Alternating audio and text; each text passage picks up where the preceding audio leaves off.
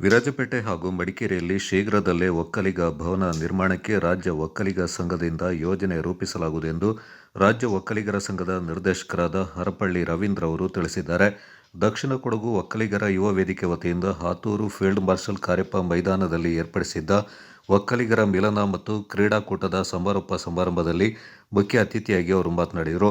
ಕೊಡಗಿನ ಒಕ್ಕಲಿಗ ಬಾಂಧವರಿಗೆ ಸಹಕಾರಿಯಾಗುವಂತೆ ಈಗಾಗಲೇ ಒಕ್ಕಲಿಗರ ವಸತಿ ನಿಲಯಕ್ಕೆ ಯೋಜನೆ ರೂಪಿಸಲಾಗಿದ್ದು, ರಾಜ್ಯ ಒಕ್ಕಲಿಗರ ಸಂಘದಿಂದ ವಿವಿಧ ಕಾರ್ಯಕ್ರಮಗಳನ್ನು ಆಯೋಜನೆ ಮಾಡಲಾಗುವುದೆಂದು ತಿಳಿಸಿದರು. ಮತ್ತೋರ್ವ ಮುಖ್ಯ ಅತಿಥಿ ರಾಜ್ಯ ಒಕ್ಕಲಿಗರ ಸಂಘದ ನಿರ್ದೇಶಕರಾದ ಉಮಾಪತಿ ಅವರು ಮಾತನಾಡಿ, ಜಿಲ್ಲೆಯ ಒಕ್ಕಲಿಗ ಸಮುದಾಯಕ್ಕೆ ಹರಪಳ್ಳಿ ರವೀಂದ್ರ ಅವರು ನೀಡುತ್ತಾ ಇರುವ ಕೊಡುಗೆ ಬಗ್ಗೆ ಶ್ಲಾಘನೆ ವ್ಯಕ್ತಪಡಿಸಿದರು.